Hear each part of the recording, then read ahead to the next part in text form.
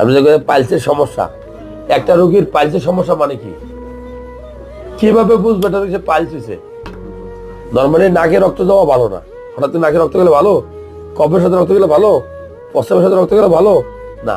তার মানে পায়খানার সাথে রক্ত গেলেও বা পায়খানার রাস্তা দিয়ে রক্ত যাওয়ার কথা না। তো যদি যায় তাহলে আমরা ধরে নেই পাইলস হয়েছে।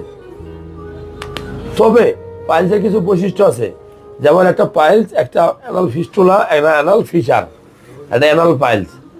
ফিস্টুলা হইলো যেটা সিরা, মানে ফিশার যেটা সিরা যাইব, থেতলে যাইব।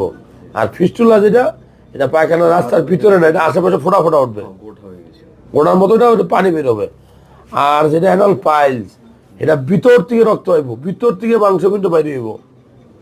প্রথম বাইরে হবো, উঠে যাইব, এরপরে বাইরে হবো, ঠেলা দিলে উঠবো, মানে আঙুলতে ঠেলা দিলে, এরপরে যখন বাইরে হবো আঙুলতে